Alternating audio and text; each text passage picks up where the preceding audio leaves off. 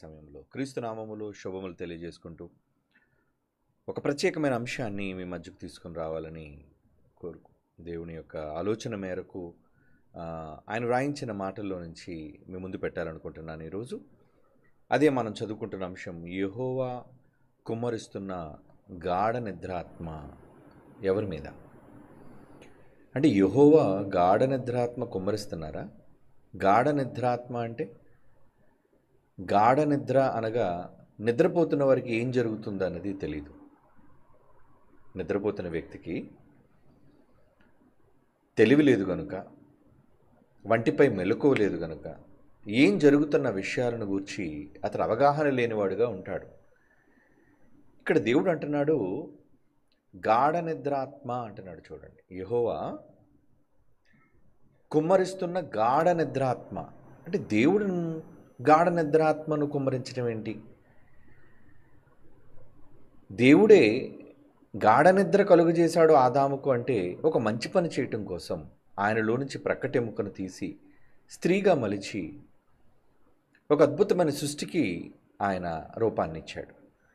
మరి ఇక్కడ గాఢ నిద్రాత్మ అని చెబుతుంది మంచి కోసం అనుకుంటున్నారా? కాదండి, ఇది మంచి కొరకు కాదు. ఎవరి కొరకు ఆయన గాఢ నిద్రాత్మను కుమ్మరిస్తున్నాడు? ఎవరి మీద ఆయన గాఢ నిద్రాత్మను కుమ్మరిస్తున్నాడు అంటే తన మాటను చెవిని పెట్టని వారి మీద, తన మాటను అంగీకరించని వారి మీద అని అర్థం. ఎందుకు వారి మీద కుమ్మరించాలి అనుకుంటున్నాడు అంటే వాళ్ళకి నిజం తెలియకూడదనా? అవునన్నట్టుగానే అనిపిస్తుంది మనకి. వారికి నిజం చెప్పకూడదని దేవుడు అనుకున్నాడు అంటే అవును, ఖచ్చితంగా దేవుడు వారికి తెలియకూడదని భావిస్తున్నాడు. ఒకసారి ఆ మాట చదువుకొని ముందుకు వెళదాం. యెషయా గ్రంథం, ప్రవక్త అయిన యెషయా గారు రాస్తున్న మాట 29వ అధ్యాయం 10వ వచనాన్ని మనం చదవగలిగితే, యెషయా గ్రంథం 29వ అధ్యాయం 10వ వచనంలో దేవుడు ఏం రాయిస్తున్నాడో చూడండి. యెహోవా మీ మీద గాఢ నిద్రాత్మను కుమ్మరించి ఉన్నాడు. మీకు నేత్రములుగా ఎవరైతే ఉన్నారో ప్రవక్తలు అంటే మీరు వాళ్ళ మాటలే కదా వింటారు. ప్రవక్తల మాటలే మీకు వేదవాక్కులు కదా, వారు చెప్పినవే మీకు ధర్మాలు కదా, వారినే నేను చెడగొట్టాను అంటున్నాడు. చూడండి, మీకు శిరస్సులుగా ఉన్న దీర్ఘదర్శులు ఎవరైతే ఉన్నారో వాళ్ళే దేవుని మాటలను మీకు తెలియజేసేవాళ్ళు, ప్రవక్తలు. మీకు దీర్ఘదర్శులుగా ఉన్న దీర్ఘదర్శులకు ముసుగు వేసి ఉన్నాడు. దేవుడు ముసుగు వేసాడట వాళ్ళకి. అంటే వాళ్ళకి ఏమీ తెలియనివ్వటం లేదు. ప్రజలకు ఏ సమాచారాన్ని అందించటానికి ఆయనకు ఇష్టం లేదు. ఎందుకు నిజాలను ఆయన వాళ్ళ దగ్గర దాస్తున్నాడు? గాఢ నిద్రాత్మ అనే పదం ఎందుకంటున్నాడంటే అంటే గాఢ నిద్రను కలుగు చేసే ఆత్మ కూడా ఉంటుందా? భ్రష్టాత్మ, భ్రమపరుచు ఆత్మ, మోసపరుచు ఆత్మ, ఇవన్నీ దయ్యపుల ఆత్మలు.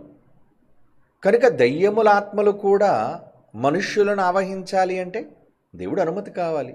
దానికి యోబే సాక్ష్యం. అపవాది యోబు దగ్గరకు రావడానికి దేవుడు అనుమతి తీసుకొని వచ్చింది. అది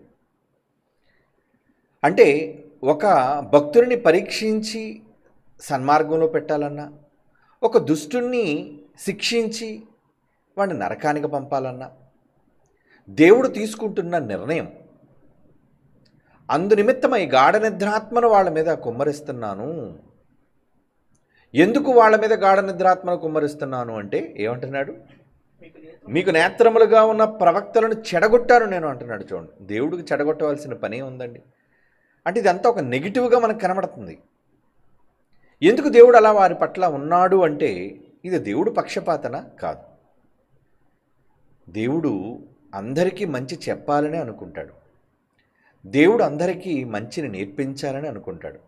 కానీ ఆ మంచిని వినాలని, నేర్చుకోవాలన్న మనస్సు లేని వారి పట్ల, కొందరి పట్ల ఆయన విసుగు చెందుతాడు, విసిగిపోతాడు. విసిగిపోయి ఆయన ఏమంటాడంటే ఇక వీరికి నేను చెప్పదలుచుకోవటం లేదు, ఇక వీరికి వినిపించాలి అనుకోవటం లేదు. ఎందుకు అలా? అలా దేవుడు చెప్పకుండా ఆపడం మంచిదే అంటారా? మనకది పక్షపాతం అనిపించవచ్చు, మనకది న్యాయం కాకపోవచ్చు, న్యాయంగా కనబడకపోనవచ్చు. కానీ ఇక్కడ మనం ఆలోచించవలసింది ఏంటంటే, దేవుడు ప్రతి మనిషి భవిష్యత్తు ఎరిగినవాడు. అంటే వీడు భవిష్యత్తులో మాట వినేవాడుగా ఉంటాడా, విననివాడుగా ఉంటాడా? దేవుడు ప్రతి మనిషిని పరిశీలిస్తాడు.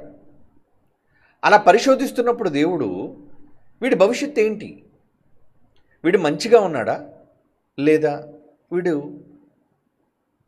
నిత్య జీవానికి కాకుండా నిత్య నరకానికి వీడు వెళ్ళిపోవడానికి సిద్ధపడుతున్నాడా అన్నది దేవునికి ముందే తెలిసిపోద్ది కనుక ఏం చేయాలనుకుంటాడు? ఏమండి, ఇక వారికి వినిపించాలి అని అనుకోడు. దీనికి ఒక మంచి ఉదాహరణ మీకు చెప్తాను. ఒక ప్రాణాంతకమైన వ్యాధి వచ్చింది అనుకోండి రోగికి. వైద్యులు ఎంతవరకు తమ ప్రయత్నాలు కొనసాగిస్తారంటే ఆ వ్యక్తిని కాపాడగలరు లేదా కాపాడగలిగే అవకాశం ఉన్నంత వరకు. అంటే వాళ్ళు కాపాడడానికి ప్రయత్నాలు చేస్తారు. ఇప్పుడు కాపాడగలిగే అవకాశం ఉన్నప్పుడు వారి చేయి దాటిపోతుంది ఒక్కొక్క క్షణంలో. కొన్ని సందర్భాల్లో ఇక వారి వ్యాధి నయం కాదు అనే నిర్ణయానికి వైద్య బృందం వచ్చినప్పుడు వాళ్ళు ఒక నిర్ణయం తీసుకుంటారు. ఏమంటే ఇంక పేషెంట్ బ్రతకడు, మీరు ఇంటికి తీసుకెళ్ళిపోండి అంటారు. అదేంటంటే వైద్యుడిగా అతడు ప్రయత్నం చేయాలి కదా అని మనం అనుకుంటాం. కానీ ప్రయత్నం చేసినా ఇతర బ్రతకుడు అన్న విషయం వాళ్ళకి తెలుసు. ఎందుకంటే అతడు అంతర్భాగాలన్నీ కూడా, అంటే ఇంపార్టెంట్ పార్ట్స్ అన్నీ కూడా కొలాప్స్ అయిపోయి, ఏమంటే ముఖ్యమైన భాగాలు లివర్ డ్యామేజ్ అయిపోయింది, హార్ట్ డ్యామేజ్ అయిపోయింది, లంగ్స్ డ్యామేజ్ అయిపోయి, ఇలా ముఖ్యమైనవన్నీ కూడా అవయవాలు ఒక్కొక్కటిగా నశించిపోతున్నాయి అన్నప్పుడు వాళ్ళు చెప్పేస్తారు, ఏమండి ఇతరు ఇంకొక వారం రోజుల కంటే ఎక్కువ బ్రతకడండి అని, తీసుకెళ్ళిపోండి. లేదా 1 సంవత్సరంలో 2 సంవత్సరాల్లో చచ్చిపోతాడన్న వాళ్ళ విషయంలో కూడా అలాగే చెప్తారు, ఏమండి ఇక ఇతనికి మందులు పని చేయవు, లేదా ఇక వీళ్ళు బ్రతకరు, మీరు తీసుకెళ్ళిపోండి, వాళ్ళు ఏం కోరుకుంటే అది పెట్టేయండి అని. అంటే వైద్యులు ఈ నిర్ణయానికి రావడానికి గల కారణం వైద్యులు తప్ప రోగిదా? ఏమండి, అది రోగిలో ఉన్న లోపం, మర్చిపోకండి. ఇది నిజం అనుకుంటే దేవుడు కూడా మానవాళిలో తన పిల్లలలో కొందరిని చూచి ఇక వీళ్ళకి చెప్పడం అనవసరం, ఇక వీళ్ళకి బోధ చేయటం అనవసరం, ఇక వీళ్ళకి నేర్పించటం అనవసరం అని అనుకున్నప్పుడు దేవుడు ఏం చేస్తాడో తెలుసా అండి? బైబిల్లో ఒక మాట చదువుకుందాం. పౌలు గారు రోమీలకు రాస్తున్న పత్రికలో 1వ అధ్యాయంలో ఆయన ఎదుట తన పిల్లలు ఎలా వ్యతిరేకంగా దుర్మార్గంగా మారిపోయారనేది అధ్యాయం చివరిలో మాట్లాడుతూ ఒక మాట ఆయన అంటాడు, చేయరాని కార్యములు చేయుటకు అంటాడు. చూడండి 28వ వచనం. రోమాపత్రిక 1వ అధ్యాయం 28వ వచనంలో దేవుడు తీసుకున్న డెసిషన్ చూడండి, ఒక నిర్ణయం. ఏంటి ఆ నిర్ణయం? మరియు వారు తమ మనస్సులలో దేవునికి తండ్రికి చోటియనొల్లకపోయిరు గనుక. కారణం, రీజన్ ఏంటి? దేవునికి స్థానం తమ మనస్సులలో ఇంకివ్వలేదట. వాళ్ళు ఎవ్వరు అని ఒక డెసిషన్కి వచ్చాడు దేవుడు. చదవండి ఆ మాట. వారు తమ మనస్సులో దేవునికి చోటియనొల్లకపోయిరి గనుక, అది రీజన్. అందుబట్టే చేయరాని కార్యములు చేయుటకు దేవుడు భ్రష్ట మనస్సుకు వారిని అప్పగించినట్టున్నాడు. చూడండి, భ్రష్టుడెవరు? అపవాది. భ్రష్టత్వానికి అప్పజెప్పేశాడు అంటే ఇక వీడు మారడు. ఎందుకంటే పైనుంచి వాళ్ళ క్యారెక్టర్ ఆలోచిస్తే చాలా అతిగా మారిపోయారండి వాళ్ళంతా కూడా. ఆ జాబితా అంతా చూస్తే చాలా దారుణాతి దారుణంగా కనబడతారు. ఇక వీళ్ళు మారరు అనే నిర్ణయానికి దేవుడు వచ్చినప్పుడు అపవాదిని పిలిచి, ఇదిగో వీళ్ళందరినీ నీకు అప్పగిస్తున్నాను, తీసుకుపో వీళ్ళందరినీ, నాకు అక్కర్లేదు వీళ్ళు. మరి మీ పిల్లలే కదా నాయన, నువ్వు కన్నావు కదా. చాలామంది అనుకుంటారు దేవుడు నరకానికి వెళ్ళిపోతున్న వారి విషయంలో ఎందుకు క్షమ చూపించడు అని. ఎందుకు చూపించాలి క్షమ? వాళ్ళలో మార్పు లేనప్పుడు, వాళ్ళలో భవిష్యత్తులో మార్పు రానప్పుడు, ఇక ఏ మాట వాళ్ళని మార్చనప్పుడు, అంటే ఏ మందు పనిచేయదు వాళ్ళకి. ఏ మందు పనిచేయలేనప్పుడు కదా డాక్టర్ ఏమంటాడు, తీసుకెళ్ళిపోండి అని. అలాగే దేవుని మాటే కదా వాక్యం, మందు. ఆ మాటే కదా ఆత్మలను రక్షించగలిగేది. మరి ఆ మాటే నువ్వు అంగీకరించలేనప్పుడు, మీ ఆత్మలను రక్షించుటకు శక్తి కలిగిన వాక్యాన్ని మీరు అంగీకరించడానికి తృణీకరించినప్పుడు ఆయన ఏమనాలి? ఇంకా కాదు పోతాను పోతాను అన్నా సరే, లేదు నువ్వు పోకు పోకు అని దేవుడు బ్రతిమాలాలా తన వాళ్ళని? అలా అనుకుంటే ఇక్కడ ఒక విషయాన్ని గమనించండి. ఇస్కరియోతు ఉన్నాడు, అపోస్తలత్వాన్ని ఇచ్చాడు, శిష్యులుగా ఏర్పాటు చేసుకున్నాడు, 3 సంవత్సరాలు తనతో పాటు తిప్పుకున్నాడు, ఎన్నో అద్భుతాలు చూశాడు, ఎన్నో సూచక క్రియలు మహత్కార్యాలు చూశాడు, యేసు ప్రేమను చూశాడు, ఆయన దైవత్వాన్ని చూశాడు, ఆయన శక్తిని చూశాడు.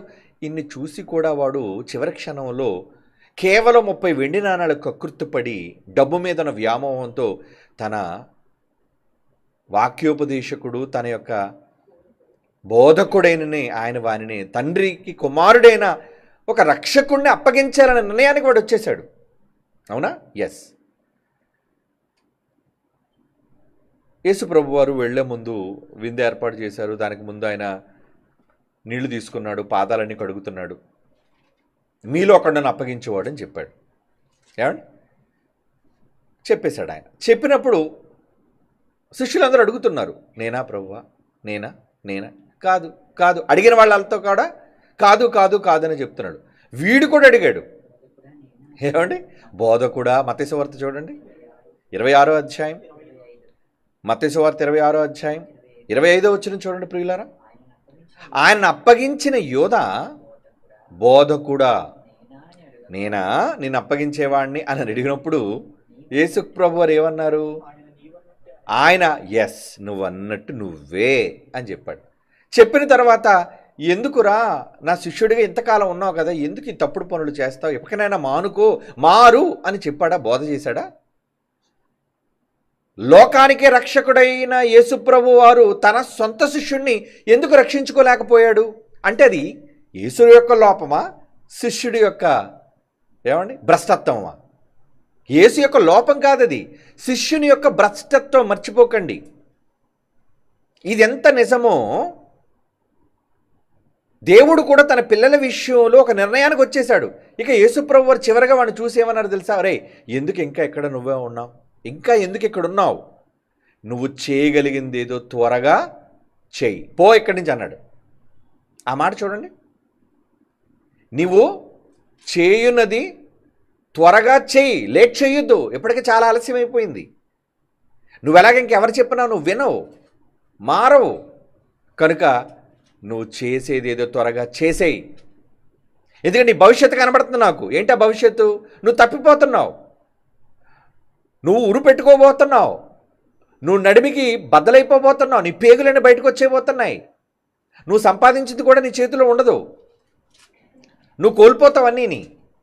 కనుక నువ్వు పోతున్నావు కనుక నిన్ను కాపాడాలని నేను కనుక్కోవటం లేదు. అందుకే ఏమన్నాడు ఆ మాట? చదవండి, యోహాను సువార్త 13వ అధ్యాయం 27వ వచనం. Very good. యోహాను సువార్త 13వ అధ్యాయం 27లో ఏమంటున్నాడు చూడండి. వాడు ఆ మొక్క పుచ్చుకొనగానే యేసుప్రభు అన్నాడు, నేను ఎవరికైతే మొక్కిస్తానో వాడే దొంగని. ఆ మొక్క పుచ్చుకొనగానే సాతాను వానిలో ప్రవేశించినందున యేసు, నీవు చేయుచున్నది త్వరగా చేయి, పో ఇక్కడి నుంచి అన్నాడు. పొమ్మన్నాడు. అంటే ఇక మార్చాలి అనే అభిప్రాయం ఆయనకు ఉందా, పోయిందా? పోయిందండి. ఇంకా వాడిని మార్చడం ఎందుకు? మార్చాల్సిన అవసరత ఉందా? ఏమండి? చావడానికి సిద్ధమైన వాడిని మార్చడం ఎంత, లేదా బ్రతికించాలనుకోవడం ఎంత మూర్ఖత్వమో, నరకానికి పోవాలి అనుకున్న వాడిని తిరిగి కాపాడాలి అనుకోవటం కూడా అంత మూర్ఖత్వం. బాగా వినండి. అంటే దేవుడి దగ్గర పోయేవాళ్ళ జాబితా ఏదో ఆయన దగ్గర ఉన్నది. భవిష్యత్తు తెలుసు కదా. ఎందుకంటే ఇస్కరియోతు పోతాడని ఎప్పుడో ప్రవక్తల గ్రంథంలో రాయించాడు.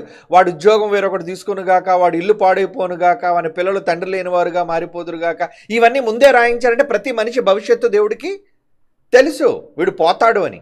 కనుక మనుష్యులలో పుట్టుకొస్తున్న ప్రతి తరంలో కోట్ల మందిలో ఎంతమంది ఉంటున్నారు, నిత్యజీవానికి వెళుతున్నారు, ఎంతమంది పోతున్నారు, ఈ విషయాలన్నీ దేవుడికి స్పష్టంగా తెలుసు. కనుక కాపాడాలనుకున్న వాళ్ళకే చెబుతాడు ఆయన. పనికిరాని వాళ్ళు, మారని వాళ్ళకి ఇక మందు ఇచ్చే ఉపయోగం చెప్పండి? అర్థమవుతుందా మీ కాన్సెప్టు? ఇక్కడ ఏమనుకుంటామంటే మనం అపార్థం చేసుకొని దేవుడు గాఢ నిద్రాత్మను కలుగు చేయటం ఏంటి, ప్రవక్తలకి అబద్ధాలు వాళ్ళు మూసివేయటం ఏంటి? ఇందర మనం చదువుకున్న మాట యెషయా 29:10లో ఎందుకు ఆయన గాఢ నిద్రాత్మను కలుగు చేయాలి? యెహోవా మీ మీద గాఢ నిద్రాత్మను కుమ్మరించి ఉన్నాడు, మీకు నేత్రములుగా ఉన్న ప్రవక్తలను చెడగొట్టి ఉన్నాడు. చెడగొట్టేశాడు ఆయన. దేవుడు చెడగొట్టడం ఏంటండి? నువ్వు చెడిపోయావని తెలిసినప్పుడు నీకు చెప్పేవాళ్ళని చెడగొట్టేస్తాడు. ఇంకా నువ్వు మారవు. కనుక చెడగొట్టి ఉన్నాడు, మీకు శిరస్సులుగా ఉన్న దీర్ఘదర్శులను ముసుగు వేసి ఉన్నాడు అంటున్నాడు. చూడండి, దేవుడు మనస్సు చూసారా ఎలా కఠినపరచబడిందో, మారిపోయిందో. ఎందుకు మారింది? ఎందుకు మారిపోయిందండి?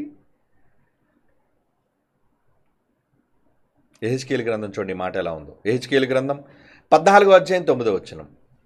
యెహెజ్కేలు గ్రంథం 14:9. మరియు ప్రవక్త ఒకడు మోసపోయి ఒక మాట చెప్పిన ఎడల యెహోవానగు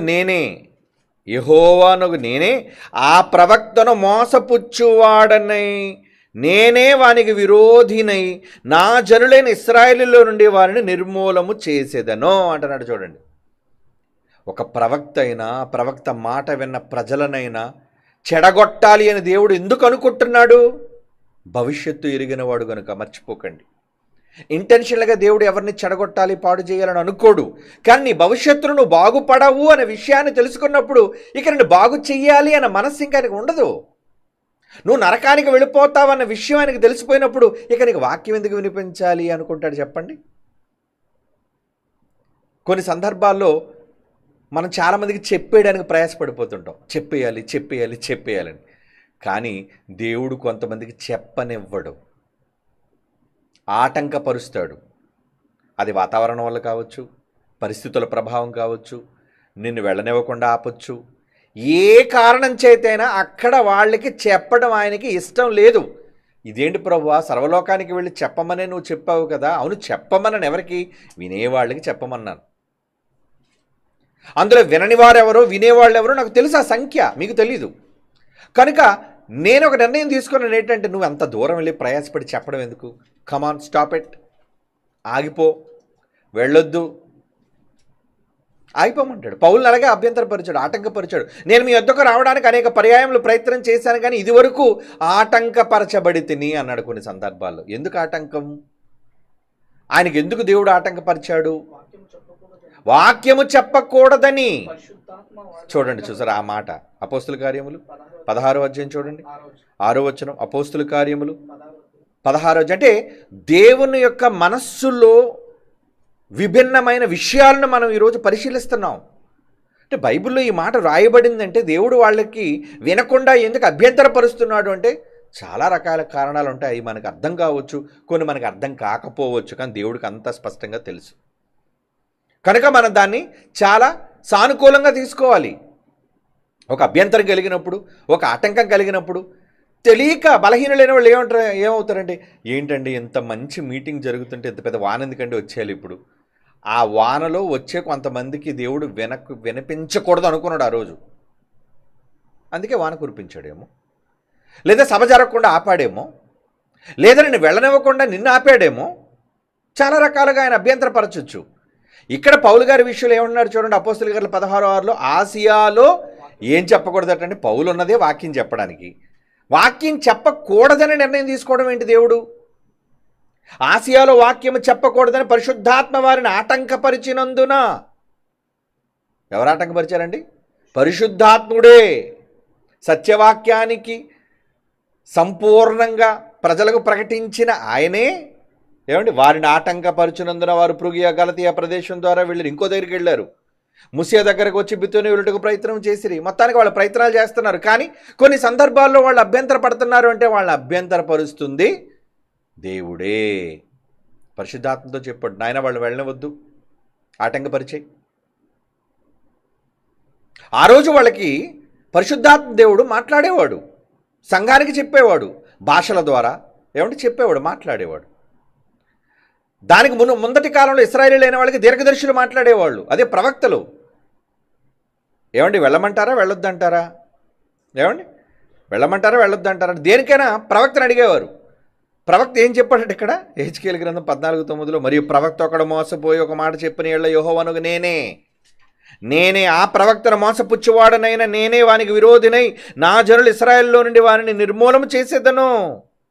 అంటే దేవుడు ఇవన్నీ చేయడానికి కారణం ఏమనుకుంటున్నారు చెప్పండి? ఏమండి దేవుడు కొన్ని విషయాలను ప్రజలకు చెప్పటం ఆయనకి ఇష్టం లేదు కనుక అన్నీ అందరికీ చెప్పేయాలన్న తొందరపాటు మనకి మంచిది కాదు. మీరు గమనించారు లేదో, నేను చాలా విషయాల్లో నేను మాట్లాడుతున్నప్పుడు చూడండి, ఇది నేను ఎవరికో కౌంటర్గా మాట్లాడలేదు, కానీ మన పిల్లలైన వారికి విషయం తెలియాలని నేను మాట్లాడుతున్నాను అనే పదప్రయోగం చాలాసార్లు చేశాను. మీరు జ్ఞాపకం చేసుకోండి. ఎందుకు మన పిల్లలకేనని చెప్పాలి అనుకున్నాను? మీరు వినేవాళ్ళు, వినని వాళ్ళకి ఎందుకు చెప్పాలి? వాళ్ళగా వినరు, మూర్ఖులు. వాళ్ళలాగా నాశనానికి సిద్ధపరచబడిన వాళ్ళు. గాఢ నిద్రాత్మ దేవుడు వాళ్ళకి ఇచ్చేసాడు. అరే నాన్న, వాళ్ళు మారర్రా, వాళ్ళు మార్పు చెందని వాళ్ళు, వాళ్ళ హృదయాలు కఠినములైపోయాయి, వాళ్ళు ఎలాగ నరకానికి పోతారు. ఇక నువ్వు వాళ్ళకి చెప్పడానికి ప్రయత్నం చేయొద్దు.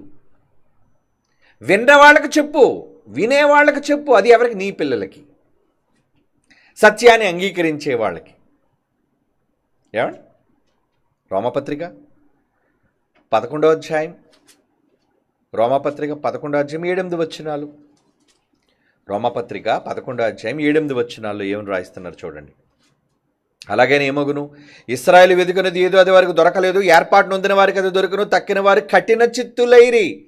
యేసుప్రభువును నమ్మటంలో యోధులైన వాళ్ళు, ఇశ్రాయేలీయులైన వాళ్ళు చాలామంది కఠిన చిత్తులైపోయారట. కఠినలు అంటే మేము నమ్మవండి ఆయన రక్షకుడుగా, మేము అంగీకరించవండి అంటే సత్యాన్ని ఎంత చెప్పినా యేసుప్రభు మీదకి రాళ్ళెత్తారు, అపోస్తుల మీదకి రాళ్ళెత్తారు. వాళ్ళకి వినే మనస్సు వాళ్ళకి లేదు. ఏమండి మీకు అర్థమవుతుందా? ఇది మీ భవిష్యత్తుకు చాలా ఉపయోగం అండి. ఎందుకంటే చాలా సందర్భాల్లో మీరు భవిష్యత్తులో బాధపడిపోతుంటారు. ఏమని బాధపడుతుంటారు? ఏంటండి మేము చెప్పడానికి ప్రయత్నిస్తున్నాం, ఎందుకు ఈ అభ్యంతరాలన్నీ కలుగుతున్నాయి, ఏంటి ఎంత చెప్పినా వీళ్ళు వినటం లేదేంటండి అని. మన పిల్లల్లో కూడా చాలామంది ఏంటంటే మీరు ఎంత వివరిస్తున్నా వీళ్ళకి ఎందుకు అర్థం కాలేదంటే, నేనేమన్నా తెలుసా, వాళ్ళ మనస్సును దేవుడు మూసేశాడు. వాళ్ళ మనస్సాక్షి వాత వేయబడిపోయింది. ఇంకా వాత వేయబడిన మనస్సాక్షి.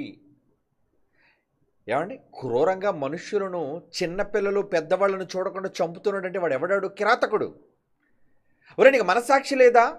ఒరే చిన్నపిల్లలనే కనీసం ఇంగితం కూడా నీకు లేదంటే వాడు క్రూరుడు.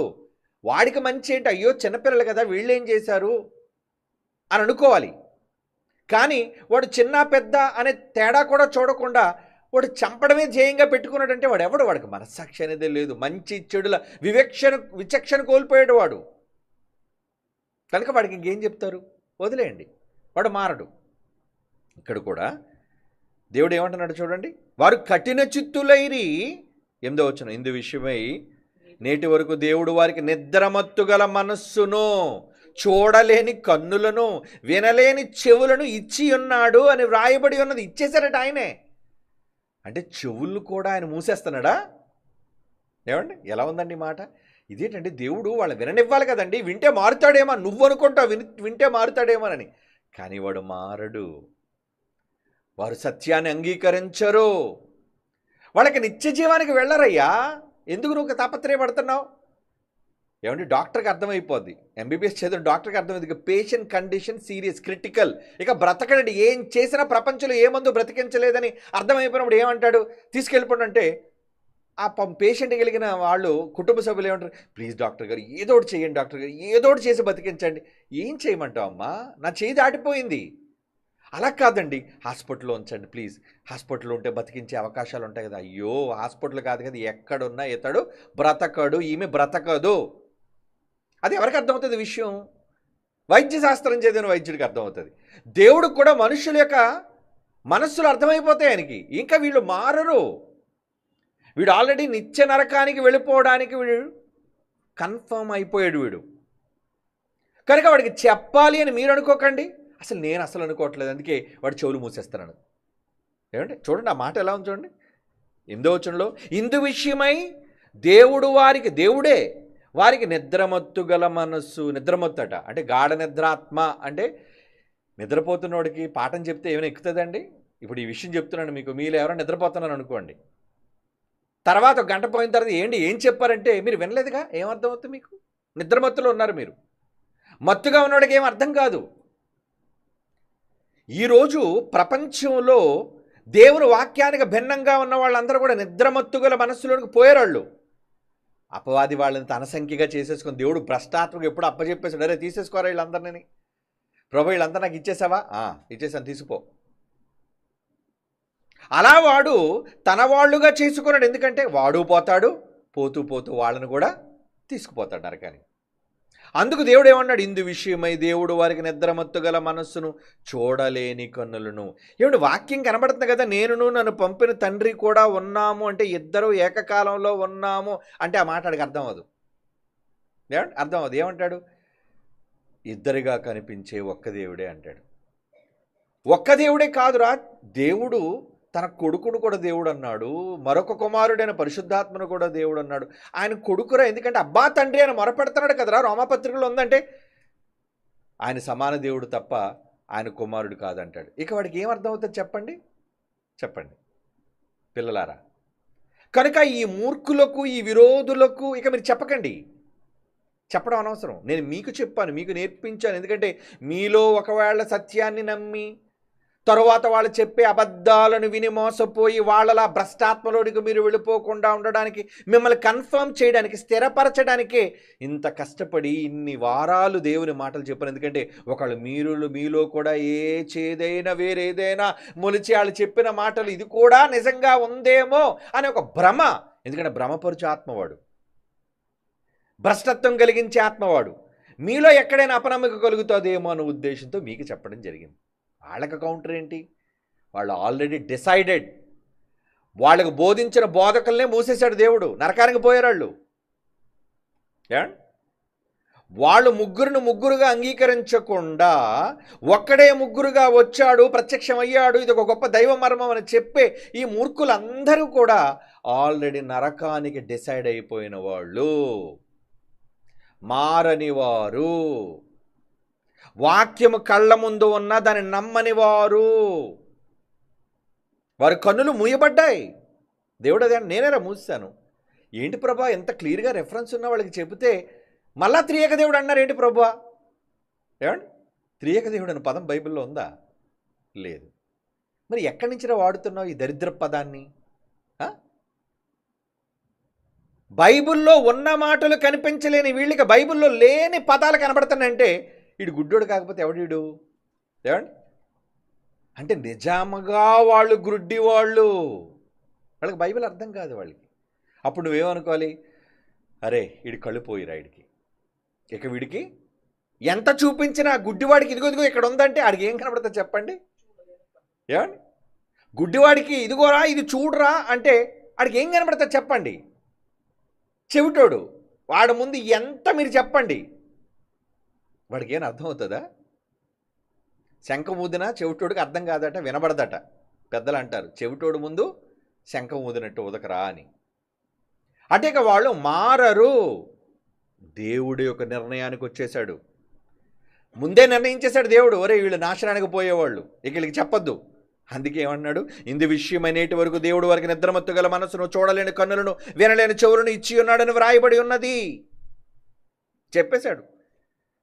అంటే పరలోక రాజ్య సంగతులైన విషయాలను గూర్చి వీళ్ళకి ఇక అర్థం కాదు. ఇంకా లీవ్ దెమ్. ఒక మాట యేసుప్రభు వారు అంటున్న మాట చదువుదామండి. మత్తయి సువార్త 13వ అధ్యాయం 10వ వచనం నుంచి చూద్దామండి. మత్తయి సువార్త 13వ అధ్యాయం 10వ వచనం. శిష్యులు వచ్చారు ఆయన దగ్గరికి. ఈ ఉపమాన రీతిగా ఎందుకు ప్రభువా మీరు చెబుతున్నారు, క్లారిటీగా మాకు చెప్పొచ్చు కదా అని అన్నప్పుడు ఆయన వారితో ఏమంటున్నారు చూడండి. శిష్యులతో, తన దగ్గరకు వచ్చి అడిగిన శిష్యులతో అంటున్నాడు. ఈయనేమో బయటికి వెళ్ళి ఉపమాన రీతిగా చెప్పాడు. ఉపమానాలు వింటున్న ఎంతమంది? ఏమండి, ఉపమానాలు వింటున్న వేల మంది. వారి దగ్గరేమో ఉపమాన రీతిగా చెబుతున్నాడు. శిష్యులు వచ్చి మాకు అర్థం కాలేదు ప్రభు ఏంటిది అని అడిగితే వాళ్ళకి చెప్పి పరలోక రాజ్య మర్మములను ఎరుగుట, తెలుసుకోవటం అనేది మీకు అనుగ్రహింపబడిన, దేవుడు మీకు ఇచ్చాడు అనుగ్రహం, వారికి అనుగ్రహింపబడలేదు. ఇదేంటంటే దేవుడు పక్షపాతిగా కనబడుతున్నాడు కదా. మీకు అర్థమయ్యేటట్టు చెప్పడం ఏంటి, వాళ్ళకి అర్థం కానట్టు చేయడం ఏంటి అంటే, మరి ప్రభువా వీళ్ళందరూ విన్నారు కదా ప్రభువా, ఇంతమంది విన్నారు కదా, వేల మంది విన్నారు కదా ప్రభువా, వాళ్ళకి అర్థం కాలేదా ప్రభువా? అరే వింటారు వాళ్ళు. ఈ జనులు చూచుట మట్టుకు చూతురు, వినుట మట్టుకు విందురు. 15వ వచనం చూడండి. ఈ ప్రజలు ఈ రోజున్న ప్రజలు కూడా అదే ప్రజలు, సేమ్ ప్రజలు. ఈ ప్రజలు కళ్ళారా వాక్యాన్ని చూచి, చెవులారా మంచి మాటలు విని, హృదయముతో అర్థవంతంగా అర్థం చేసుకునే వాటిని గ్రహించి మనస్సును త్రిప్పుకునేటంతటి పరిస్థితులు నా వల్ల స్వస్థత వీళ్ళకి వచ్చేటట్లుగా వాళ్ళ హృదయం కొవ్వు పట్టింది. కొవ్వు ఏంటి? హృదయం కొవ్వు పట్టడం ఏంటి? మన గుండె చుట్టూ కొవ్వు పడితే చాలా ప్రమాదం తెలుసండి. అదే కొలెస్ట్రాల్. ఫ్యాట్ పేరుకుపోవడం అంటారు దాన్ని, బాడీ ఫ్యాట్ అంటారు దాన్ని. శరీరంలో కొవ్వు పేరుకుపోయింది అనుకోండి, ఇంపార్టెంట్ ఆర్గాన్స్, ముఖ్యమైన అవయవాలకు చుట్టూ కొవ్వు పేరుకుపోయింది అనుకోండి, పోన్లేండి కొవ్వు ఉండడం మంచి మెత్తగా ఉంటుందండి, బాగుంటుంది ఉండనివ్వండి అని అనకూడదు. కొవ్వు ప్రమాదం. కొవ్వు పేరుకుపోయింది కనుక వాళ్ళ హృదయం ఏమన్నాడండి? కొవ్వు పోయిందిరా. వారి చెవులు వినుటకు మందమైనవి, వారి తమ కన్నులను ఏం చేస్తున్నారు? మూసేసుకున్నారు వాళ్ళు. కనుక మీరు వినుట మట్టుకు విందురు గాని గ్రహింపరు, చూడడం మట్టుకు వాక్యాన్ని చూస్తారు గాని ఎంత మాత్రమును తెలుసుకొనరు. ఏమండి చూసారు? దేవుడి అంటే తన ప్రజలైన వాళ్ళకి, వినని వాళ్ళ విషయంలో, వినేవాళ్ళ విషయంలో ఎలాంటి హెచ్చరికలు చేస్తున్నాడు. యెహోవాయే కుమ్మరిస్తున్న గాఢ నిద్రాత్మ ఎవరిపైన తన మాట వినకుండా నిత్యాగ్నికి పోవడానికి సిద్ధపడిన వారిపైన దేవుడే గాఢ నిద్రాత్మ ఇచ్చేసాడు. అరే చావండ్రా, ఇంకా పొండరా, ఇంకా నరకానికి, ఇక మీ మీద నాకు మనస్సు లేదురా. ఏమండి? ఒక వ్యక్తి మీద విరక్తి కలగనంత వరకేనండి ఏదైనా. విరక్తి అంటారు దాన్ని. బాగా ప్రేమించినప్పుడు ఏమండి, మన మాట వినకుండా మనకి వ్యతిరేకంగా వాళ్ళు మారారనుకోండి, మనసు విరిగిపోద్ది. ఒక్కొక్కసారి మనసు విరిగిపోద్ది. ఇక మనసు విరిగిపోయి డెసిషన్ తీసుకున్న తర్వాత ఏమండి, ఎంత చెయ్యాలనుకున్నా, ఎంత ఉండాలనుకున్నా, పో నువ్వు మారవు అంటే మారరు అనే విషయం మనకు అర్థమైపోయినప్పుడు ఇక మన మనసు మరలా యథాస్థితికి రాదండి. అదే మనసు విరిగిపోయింది అంటారు. ఇక నా మనసు విరిగిపోయిందండి, నేను ఇక స్వీకరించిన వాళ్ళని. దేవుడు కూడా తన వాక్యాన్ని గౌరవించని వారి విషయంలో తీసుకుంటున్న నిర్ణయం ఏంటి తెలుసా? నా మనసు విరిగిపోయింది, వీళ్ళ మీద పో, నరకానికి పంపించండి వీళ్ళందరినీ. ప్రభువా నీ పిల్లలు అయితే పిల్లలైతే ఏంటి? కాలిపోతారు కదా ప్రభువా యుగయుగములు. కాలని బాధపడతారు కదా ప్రభువా యుగయుగములు. ఏడుస్తారు కదా ప్రభువా, వేదన కదా ప్రభువా. అరే నాకు ఇవన్నీ తెలియదు అనుకుంటున్నావా? దేవుడు ఒకవేళ వీటన్నిటికీ కరిగిపోయేవాడైతే అసలు ముందు ఆయన చేసింది నరకమే చేశాడు ఆయన. ఇప్పుడు లోకం పుట్టక మునుపు, మనుషులు పుట్టక మునిపే నరకం సిద్ధపడిపోయింది తెలుసా మీకు? నరకాన్ని ఎందుకు చేశాడు?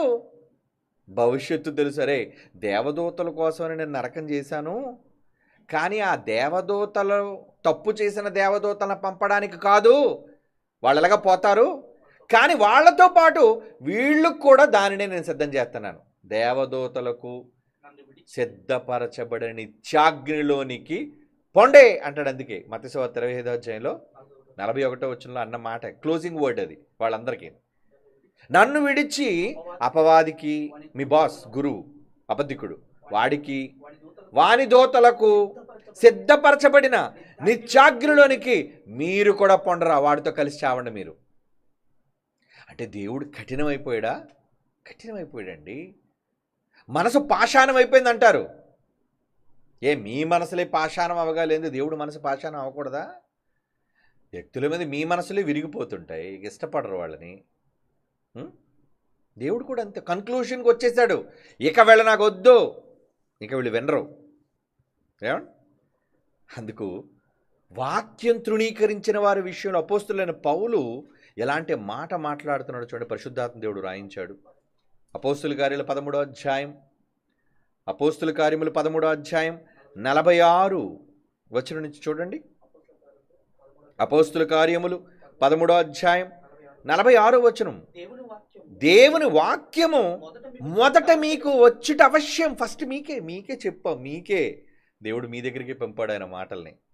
అయినను మీరు దానిని త్రోసివేసి మిమ్మును మీరే నిత్య జీవానికి, పరలోకానికి అపాత్రులనుగా ఎంచుకొనుచున్నారు గనుక ఇదిగో మేము అన్యజనుల యొద్దకు వెళ్ళుచున్నాము.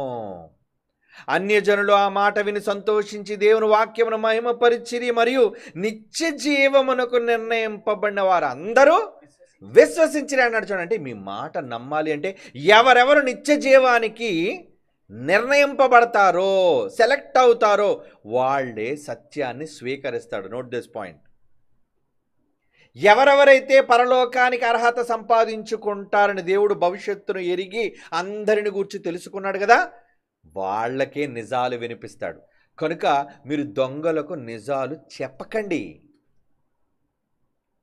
అనవసరమైన వాళ్ళకి వాక్యాలను ప్రకటించకండి. నేను అందరికీ చెప్పేయాలండి అన్న మనస్సు వదులుకోండి. ఎవరు దేవుని దృష్టికి అనుకూలమైన వాళ్ళు, ఎవరు అంగీకరించేవాళ్ళు, ఎవరు అంగీకరించని వాళ్ళు తెలిసిపోదు కదా మీకు. విన్న వాళ్ళకి చెప్పండి, వినేవాళ్ళకి చెప్పండి. ప్రభు మరి వాళ్ళకి తెలియదు కదా ప్రభు, పోనీ నీకే బాధ, నీకెందుకు, నేనే వదిలేయమంటున్నాను కదా, వాడిని వదిలేయని నేనే అంటున్నాను కదా, నువ్వెందుకు బాధపడతావు అంటే ఇప్పుడు ఏం చేయాలి చెప్పండి? ఏం చేయాలి? చెప్పేయాలని ఆత్రత వద్దు. వినేవాళ్ళకి, మంచి వాళ్ళకి చెప్పండి, మంచి వాళ్ళకి. ఎందుకంటే వాళ్ళు నిత్య జీవమునకు అపాత్రులుగా ఎంచుకొని ఉన్నారు. మాకు పరలోకం వద్దు, మాకు సత్యం వద్దు, తండ్రిని కుమారుని మేము ఒప్పుకోం అంటే ఏంటి? తండ్రిని తండ్రిగా, కుమారుని కుమారునిగా అంటే ఏంటి? ఈయన తండ్రి, ఈయన కొడుకు.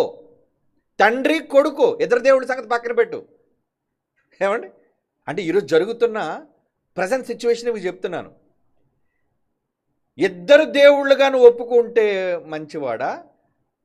ఇద్దరు దేవుళ్ళను కూడా ఈయన తండ్రిగా, ఈయన కొడుకుగా ఒప్పుకుంటే గొప్పవాడా? ఏమన్నాడు? తండ్రిని కుమారుని ఒప్పుకొనని వాడే క్రీస్తు విరోధి. అంటే ఈ దొంగలు, ఈ విరోధులు తండ్రికి తండ్రిగాను, ఆయనకు పుట్టిన కొడుకుగాను వీళ్ళు ఒప్పుకోరు. యేసుప్రభు తండ్రికి పుట్టాడంటే పుట్టలేదు. మరి కొడుకు అన్నాడు కదా, కొడుకు కాదు అంటే వీళ్ళు ఎవరు చెప్పండి? వీళ్ళు నిత్య జీవమునకు అపాత్రులుగా చేసుకున్న వాళ్ళు. Let them go to hell అంటే నరకానికి పోనివ్వండి. వాళ్ళు నిత్య జీవమునకు అపాత్రులు. మాకు పరలోకం వద్దు, మాకు సత్యం వద్దు. ఎందుకంటే తండ్రిని కుమారుని అంగీకరించు అనే కదా నిత్య జీవం గలవాడని యేసుప్రభు చెప్పాడు. ఏమన్నాడు బైబిల్లో? ఎవరిని ఒప్పుకుంటే నిత్య జీవం మీలో ఉందని స్వయంగా యేసుప్రభువే చెప్పాడు. ఏమండి బైబిల్లో ఇన్ని ప్రత్యక్షమైన కళ్ళ ముందు కనిపించే మాటలు వింటున్నా, వాళ్ళు చదువుతున్నా, యోహాను సువార్తలు అన్నమాట, వాళ్ళు అంగీకరించటం లేదంటే ఏం చేయాలి నువ్వు? ఎవరు నిత్య జీవం గలవారు? యోహాను సువార్త 17వ అధ్యాయం 3వ వచనం చూడండి. స్వయంగా యేసు ప్రభు నోట నుంచి వస్తున్న మాట. యోహాను సువార్త 17వ అధ్యాయం 3వ వచనం చూడండి. మరలా, అద్వితీయ సత్యదేవుడు అయిన నిన్నును నీవు పంపిన, అంటే అద్వితీయ సత్యదేవుడు అనేది యెహోవాకు పేరుంది, తండ్రి. అద్వితీయ సత్యదేవుడు, సత్యం అంటే ఆయన కూడా సత్యమే. అసలు యేసుప్రభుకు సత్యం అనే పేరు రావడానికే తండ్రి సత్యం కాబట్టి సత్యాన్ని నేర్పించాడు కనుక. ఏమండి? ఇదంతా బైబిల్ సబ్జెక్ట్. అది ఈ మూర్ఖులకి ఆ సబ్జెక్ట్ అర్థం కాదు, వదిలేయండి. ఏమండి? నరకానికి పోయేవాళ్ళు. అద్వితీయ సత్యదేవుడు అయినా నిన్నును నీవు పంపావు. ఎవరిని? యేసుక్రీస్తు అనే ఒక కుమారుని పంపావు, ఆయనకి ఏమవుతాడు? కొడుకు. ఏమండి? అద్వితీయ సత్యదేవుడవేనండి నిన్ను, నీవు పంపిన యేసుక్రీస్తును ఎరుగుటయే నిత్య జీవం. ఇద్దరుగా తెలుసుకోవాలి అంటే నువ్వు ఉన్నావని, నువ్వు ఉంటూ నీ దగ్గర నుంచి పంపావని. ఏమంటే స్పష్టంగా ఉంది కదా నా మాట? నేను కన్ఫ్యూజన్ ఉందా? ఎంత స్పష్టంగా ఉందండి. కానీ కళ్ళు కనబట్టలేదు వీళ్ళకి. ఏమండి? అవునండి, ఆయన దేవుడే, ఆయనే ఇప్పుడు కుమారుడిగా ప్రత్యక్షపరుచుకున్నాడట. ప్రత్యక్షపరుచుకున్నాడా? ఒక్క దేవుడే 3 కాలాలలో ముగ్గురుగా కనిపించే దేవుడు. ఎక్కడుంది ఈ మాట? దీన్ని బలపరిచే ఒక రెఫరెన్స్ ఎక్కడుంది? ఒక్క దేవుడే 3 కాలాల్లో ముగ్గురుగా ప్రత్యక్షపరుచుకొని ముగ్గురు దేవుళ్ళుగా కనబడుతున్నారు. మేము కూడా ముగ్గురిని ఒప్పుకుంటున్నాంగా. ముగ్గురుగా ఒప్పుకోవటం కాదు, ముగ్గురు ఏకకాలంలో ఉన్నట్టుగా అంగీకరిస్తూ ఈయనను తండ్రిగా, ఏమండి, ఆయన పంపిన యేసుక్రీస్తును కుమారుడిగా అంగీకరించాలి. అంగీకరించకపోతే ఎవరు విరోధి? క్రీస్తు విరోధి. ఏమండి? క్రీస్తు విరోధులకు పరలోకం ఉందా? క్రీస్తు విరోధులు పరలోకానికి వెళ్ళిపోతారేంటి? వెళ్ళరు కదండి. కనుక నిత్య జీవం లేదు అంటే వీళ్ళకి ఎన్ని చెప్పినా ఇక వీళ్ళు ఒప్పుకోరు, అంగీకరించరు. యేసు దేవుని కుమారుడని ఎవడు ఒప్పుకొనునో వానిలో దేవుడు నిలిచి ఉన్నాడు అంటున్నాడు. చూడండి, మొదటి యోహాను పత్రిక 4వ వెరీ ఇంపార్టెంట్. అంటే మరలా ఇంకొకసారి ఇంపార్టెంట్ పాయింట్స్ మీకు ఎందుకు టచ్ చేస్తానంటే, నిత్య జీవానికి అపాత్రులుగా చేయబడిన వాళ్ళ కోసం ఆలోచించకండి, కానీ మీరు కూడా అపాత్రులుగా మారకండి. మొదటి యోహాను పత్రిక 4వ 15వ యేసు ఎవరిని ఒప్పుకోవాలి? ఇప్పుడు ఇందాక మనం చదువుకున్న మాటలో యోహాను సువార్త 17:3లో అద్వితీయ సత్యదేవుడు అని నువ్వును నీ పంపిన యేసుక్రీస్తుని ఎరుగుటనే నిత్య జీవం కదా. అవును, యేసుప్రభుని ఒప్పుకుంటామండి, కానీ యేసుప్రభుని కొడుకని కూడా ఒప్పుకోవాలి. సన్ కొడుకంటే ఆయన దగ్గర నేర్చుకున్నాడని, ఆయనకు పుట్టాడని, ఆయన కన్నాడని, ఆయన నుంచి వచ్చాడని, ఆయన దగ్గరే వెళ్ళి కూర్చుంటాడని, ఆయన వేరు ఈయన వేరుగా ఉంటాడని ఇన్నున్నాయి బైబిల్లో. ఏమండి? దేవుడు యేసు దేవుని కుమారుడని, కొడుకు దేవుడని సంగతి తర్వాత, యేసు దేవుడని ఒప్పుకోవడం సంగతి తర్వాత. ముందు యేసు దేవుని కుమారుడని ఎవడు ఒప్పుకొనునో వానిలో దేవుడు ఉంటాడు. యేసు నా కొడుకు నువ్వు మరి ఒప్పుకోరా? నేను పంపగా నేను కనగా పంపిన కొడుకు. ఎందుకంటే కన్నాడనే కదండి కొడుకు అంటారు. కొడుకని ఎవరిని అంటారు చెప్పండి? కన్నుండే కదా అంటారు కొడుకుని. కనకుండా కొడుకని ఎందుకంటారు చెప్పండి? కనుక ఇతడు నేను కన్నాను, ఇతడు నా కొడుకని ఎవడైతే ఒప్పుకుంటాడో వానిలో నేను నిలిచియుందును. ఒకళ్ళు ఒప్పుకోకపోతే వాడు దేవుని యందున్నవాడు కాడు. ఒప్పుకున్నాడే దేవుని యందున్నాడు అని అంది ఇక్కడ. అంటే దేవుని యొక్క వాక్యములను మాటలను అంగీకరించకుండా ఎవడో కొన్ని శతాబ్దాల క్రితం చెప్పిన తప్పుడు సిద్ధాంతాలను విధానాలను ఈ వాదులు, త్రిత్వవాదులైన వాళ్ళు మోసగించి ప్రజలను ఈ రోజుకి అందులో పెద్ద మేమేదో గొప్ప బోధకులం ప్రసంగికులం వెనకాతల ఫాలోవర్స్ ఉన్నారు అనుకుంటున్నారు. అరే, ఫాలోవర్ ఉంటే గొప్పోడు కాదురా. ఎంతమంది ఫాలోవర్స్ ఉన్నారో ఫాలోవర్స్ బట్టి వెయిటేజ్ వేసేది వీళ్ళు మూర్ఖులు. సత్యాన్ని బట్టి ఎవడిలో సత్యం ఉంటే, ఏమండి, వాడి వెనక ఎవరు లేకపోయినా నంబర్ 1. ఎందుకంటే యేసుప్రభు ఆయన మాటలు వినడానికి వేల మంది వచ్చారు, కానీ ఒకానొక సందర్భంలో ఆయన ఒక మాట అన్నాడు, నా శరీరంను తినే నా రక్తము త్రాగువాడే నిత్య జీవం గలవాడని. ఇది కఠినమైన మాట అని అందరూ పోయారు. మరి ఇప్పుడు అందరూ ఫాలోవర్స్ అందరూ కూడా అతను వదిలేసి వెళ్ళిపోయారు కాబట్టి యేసుప్రభువులో సత్యం లేదనా, ట్రూత్ లేదనా? కనుక వీళ్ళందరూ ఏమనుకున్నారండి, వీడు పెద్ద ప్రసంగికుడు కదండి, వీడు గొప్ప బోధకుడు కదండి. దేని బట్టి? ప్రజలను బట్టా? ప్రజలవాడు వీడు బోధకుడు అని చెప్పడానికి. సత్యం వాక్యం అంగీకరించాలి, వీడు బోధకుడా కాదని. ఇలాంటి అబద్ధాలు చెప్పి చచ్చారు చాలామంది, నరకానికి పోయారు. నో డౌట్, ఖచ్చితంగా నరకంలో ఉన్నారు వాళ్ళందరూ.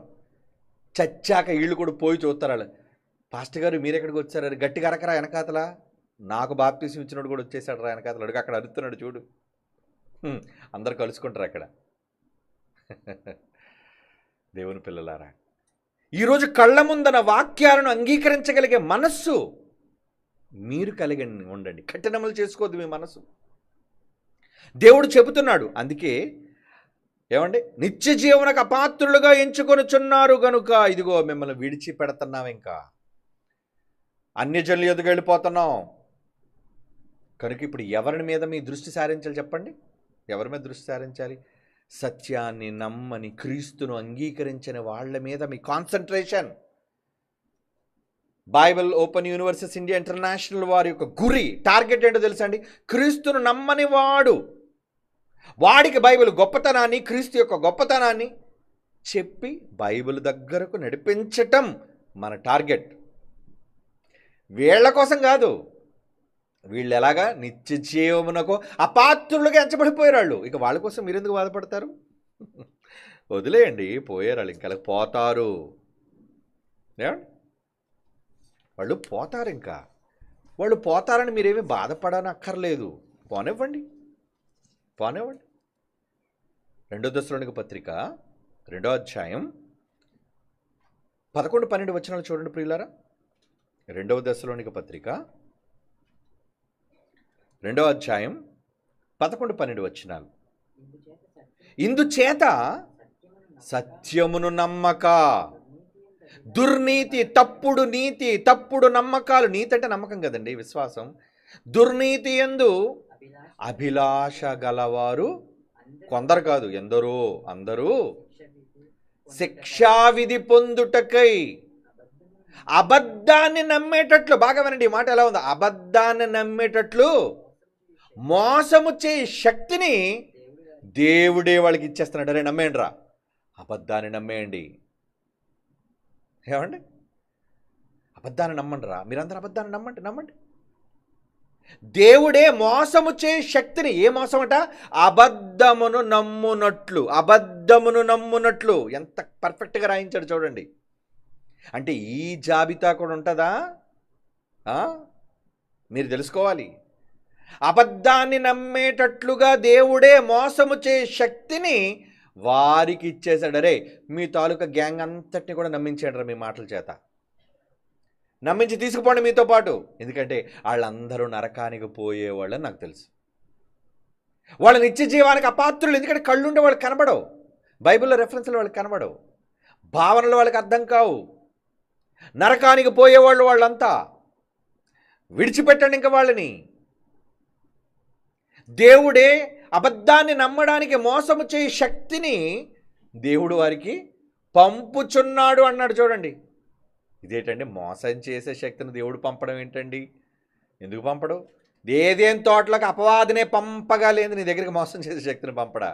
ఏమండి, మన ఆది తల్లిదండ్రుల దగ్గరికి ఎవరు వచ్చేసారు, ఎంటర్ అయిపోయారు? గార్డెన్ వీడెన్లోకి ఎవరు వచ్చారండి? ఏదేం తోటలోకి ఎవరు ప్రవేశించారు? అపవాది. ఏం వాడు వస్తున్నాడు దేవుడికి తెలీదా? ఏంటి దేవుడు చెప్పకుండా దొంగచాటుగా వచ్చేసింది అనుకున్నారేంటి? మీతో ఈ పండు తినకూడదని చెప్పానా అన్నది అంటే ఏంటనమాట? మీతో చెప్పాడని దేవుడు నాతో చెప్పాడు. అది మీతో చెప్పానని నాతో చెప్పాడు కనుక నేను ఈ మాట మిమ్మల్ని అడుగుతున్నాను. చెప్పాడు కదా దేవుడు. చెప్పాడు, నిజమే, తిను, పర్లేదు, ఏమవుతులే. ఏదేను తోటలోకి అపవాదిని వదిలినప్పుడు, విడిచిపెట్టినప్పుడు వీళ్ళ దగ్గరికి వదలడా? వీళ్ళందరి దగ్గరికి వదిలేశాడు ఎప్పుడో. ఏమండి, మింగేశాడు వీళ్ళందరినీ, తినేశాడు వీళ్ళందరినీ. వీళ్ళందరూ నరకానికి సిద్ధపరచబడిన వాళ్ళు, గాఢ నిద్రాత్మ కుమ్మరింపబడిన వాళ్ళు, అందమైన మనస్సు గలవారు, ఇక ఎవరు చెప్పినా వినని వారు, ఇక మారని వారు, నరకానికి సిద్ధపరచబడిన వారు.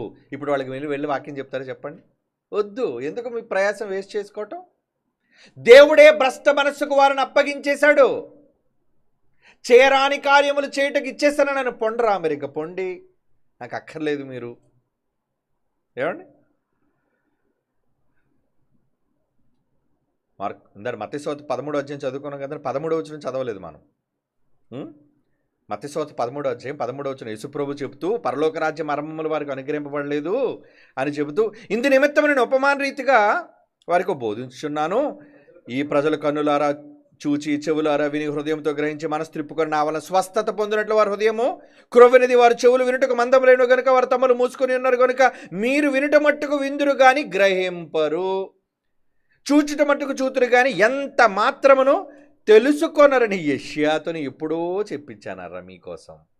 యేసుప్రభు అదే చెప్తున్నాడు, ప్రవక్తల గ్రంథాల్లో చెప్పించాను కానీ మీరు వినరు, మారరు. కనుక ఈరోజు చూడండి, ఈ గ్యాంగ్ నరకానికి సిద్ధపరచబడిన వాళ్ళు, మీకు అర్థమైపోద్ది. వాడు సత్యాన్ని నమ్మటం లేదు అంటే వీడు ఏమనుకోవాలి, వీడు నరకానికి నిర్ణయింపబడిపోయాడు అన్నమాట. జాగ్రత్త, వాళ్ళకు దూరంగా ఉండండి. ఏమండి, తిమోతి గారికి రాస్తూ మొదటి పత్రిక 1వ అధ్యాయం 3వ వచనంలో ఏమన్నారు చూడండి. తిమోతి గారికి రాసిన మొదటి పత్రిక 1వ అధ్యాయం 3వ వచనం, నేను మాసిదోనియ వెళ్ళుచుండగా సత్యమునకు భిన్నమైన బోధ చేయవద్దనియు కల్పన కథలను మితములేని వంశావళులను విశ్వాస సంబంధమైన దేవుని ఏర్పాటుతో కాక వివాదముతోను, వివాదం అంటే వివాదాన్ని సృష్టిస్తారు. బైబిల్లో ఉంటే ముగ్గురుగా ఉంటే, ముగ్గురు కాదండి, ముగ్గురుగా కనిపించే ఏకదైవం అండి, ఒక్కడే దేవుడు అండి, ఒక్కడే తప్ప ఇంకొక దైవం అనేది లేదండి. ఏ కాలంలో కనిపించినా అక్కడ ఎలా కనబడ్డాడు, ఇక్కడ ఎలా కనబడ్డాడు, అక్కడ ఎలా కనబడ్డా ఒక్కడేనండి. ఇలా చెప్పుకునే 3 కాలంలో కనిపించే ఏకదైవం, త్రియేకదేవ అనే వాళ్ళందరూ కూడా వివాదాస్పదమైన వాళ్ళు. ఎందుకంటే వివాదములతో సంబంధం కలిగి ఉన్నావు కనుక వాటిని లక్ష్య పెట్టవద్దు. కొందరికి ఆజ్ఞాపించుటకు నీవు ఎఫెస్సులో నిలిచి ఉండవలనని నిన్ను హెచ్చరించిన ప్రకారం ఇప్పుడు కూడా వార్నింగ్ ఇస్తున్నాను. తిమోతి జాగ్రత్త, ఇలాంటి వాళ్ళతో వాదనలు పెట్టుకోదు. మొన్నటి నుంచి అడుగుతాను, మీరు డిబేట్ చేయరా. ఈ చవట సన్నాసులతో మనం డిబేట్ చేయవలసిన అవసరం ఉందా? మనం సవాలు చేస్తే ఓడించేది క్రీస్తును కాదన్నవాడిని, బైబిల్ తప్పన్నవాడిని. ఎవరి గ్రీన్ ఛాలెంజ్ అది మంది. కానీ నీకు అర్థం కాదు. మీరు ఎప్పుడైనా పోటీ చేశారా? మరి మీతో పోటీ ఏట్రా, మీరు మూర్ఖులు. మీతో వాదాలు పెట్టుకోకూడదు, ఎందుకంటే మీరు విన్నరు. మీ చెవులు మందమైపోయాయి, మీ కన్నులు గుడ్డితనం వచ్చేసాయి. దేవుడే మిమ్మల్ని మోసగించేస్తున్నాడు. మోసపరుచు ఆత్మ దేవుడే మీకు ఇచ్చేశాడు. గాఢ నిద్రాత్మను పంపాడు మీ మీదకి. ఇక మీరు వినరు. ఏంటో అపోస్తులు ఇన్ని వాక్యాలు చెప్పి కొన్ని సందర్భాల్లో వాళ్ళే బట్టలు దులుపుకొని కాళ్ళు చేతులు దులుపుకొని వెళ్ళిపోయారండి. మీరు వినరా ఇంకా అని? ఏమండి, వినరు. అంటే పౌలు మాటలే వినలేదు, అడ్డం చెప్పారు, ఎదురు చెప్పారు, వ్యతిరేకించారు. లేవా ఇవన్నీ బైబిల్లో జరగలేదా? పౌలు వాక్యం చెప్పిన వాటికి అడ్డం చెప్పలేదా? చెప్పారు. వాళ్ళని వదిలేసి పౌలు వెళ్ళిపోయాడు. రే మీరు మారరా ఇంకా అని. యేసుప్రభు వారు చెప్పారు, దాన్ని వ్యతిరేకించారు. యేసుప్రభు పద వెళ్ళిపోదాం, వీళ్ళందరూ కూడా అపవాద సంబంధాలు, వీళ్ళంతా వాడు వస్తున్నాడు, పద వీళ్ళతో మనకు పని లేదు. కనుక దుష్టులైన పని వారితో మనకు సంబంధం లేదు, నిజాన్ని చెప్పటమే మన పని. కనుక పౌలు ఆ రోజే హెచ్చరించాడు, ఏమని? వాటిని లక్ష్య పెట్టవద్దనియు కొందరికి ఆజ్ఞాపించుటకు నువ్వు ఎఫెసులో నిలిచి ఉండవాలని నేను హెచ్చరించిన ప్రకారం ఆల్రెడీ చెప్పాను నీకు, ఇప్పుడు నువ్వు హెచ్చరించుచున్నాను.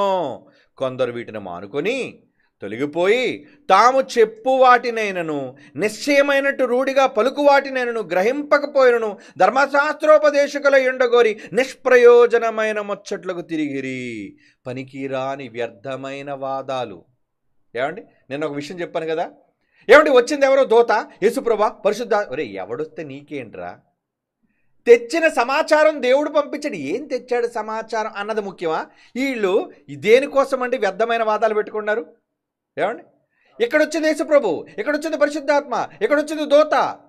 ఎవరొస్తే ఏంటి, ఎవరు తెస్తే ఏంటి? దేవుడు ఏ మాట పంపాడు, పంపబడిన మాట నీకు ముఖ్యం. ఏం చెప్పాడు ప్రభు, ఏం చెప్పాడు, సమాచారం ఏం పంపించాడు చెప్పండి. అది కవర్లో పెడితే ఏంటి, పెన్ డ్రైవ్లో పెడితే ఏంటి, సీడీలో పెడితే ఏంటి, మనిషి ద్వారా పంపితే ఏంటి, ఎందులో పెడితే నీకేంట్రా? దానికోసం ఎందుకురా వివరాలు? దానికోసం ఒక పెద్ద సబ్జెక్ట్. మరలా ఏమని? పాత నిబంధనలో దూతగా కనిపించేది ఎవరు అనుకుంటున్నారు? ఈడేదో పెద్ద పరిశీలన. ఒరే దూతే వచ్చాడు, ఏ దూత అయితే ఏంటి, ముందు వచ్చిన సమాచారం ఏంటి చెప్పడీడు. దూత ఏం సమాచారం తెచ్చిందో చెప్పడీడు. ఏం చెప్పకుండా వచ్చిన దూత ఎవరు అనుకుంటున్నారు మీరు? నీ మొహం. దూత ఎవరో నీకెందుకురా? పోస్ట్ మ్యాన్ ఎవరో నీకు తెలుసా? పోస్ట్ మ్యాన్ ఎవడైతే నాకేంటి? ఆడి అడ్రస్ నాకు కావాలా? ఏమండి, పోస్ట్ మ్యాన్ అడ్రస్ నాకు కావాలా? పోస్ట్ మ్యాన్ ఎవరో నేను తెలుసుకోవడం అవసరమా? వద్దు. నాకు ఉత్తరం వచ్చింది, ఈ ఉత్తరంలో ఏం సమాచారం ఉంది, దేవుడు నాకు ఏం చెప్పాడు అది నేను తెలుసుకోవాలి. వార్తాహరుడిగా పంపించాడు. ఏమంటే రాజుల దగ్గరికి వార్తాహరులను పంపించేవాడు, దూతలను పంపించేవాళ్ళు, వాడు వచ్చి చదివి వినిపించేవాడు. రాజు ఏమని అడిగాడు సింహాసనం మీద, ఏం వార్త తెచ్చావు చదువు అనేవాడు. కానీ నువ్వు ఏ ఊరు బాబు అని అడుగుతాడు ఏ రాజు అయినా. నీకు ఎంతమంది పిల్లలు, నీ కులం ఏంటి, నీ గోత్రం ఏంటి ఎవడని అడుగుతాడా? ఆడితే ఏం పని, తెచ్చావు కదా చదివా కదా పో. దూత సమాచారం ముఖ్యం. వీళ్ళు ఎంతసేపు సమాచారాన్ని పక్కన పెట్టి దూతల కోసం తర్జన భర్జన. అదే చదవండి, అదే కొందరు ఆజ్ఞాపించుటకు మీకు చెప్పాను, ఎందుకంటే కొందరు వీటిని మానుకొని తొలగిపోయి తాము చెప్పు వాటినైనను నిశ్చయముగా రూఢిగా పలుకు వాటినైనా గ్రహింపకపోయినను ధర్మశాస్త్రోపదేశకులై ఉండగోరి. మళ్ళీ వీళ్ళు పెద్ద వాక్యోపదేశకులు. మరలా ఆ రోజు ధర్మశాస్త్రోపదేశకులు, ఈరోజు వీడు వాక్యోపదేశకులై ఉండగోరి నిష్ప్రయోజనమైన ముచ్చట్లకు తిరిగిరి. పనికిరాని ముచ్చట్లు ఎందుకురా, అవసరమైనది చూడు. దేవునికి ఏం చెప్పాడో దానివల్ల సరిచేసుకో.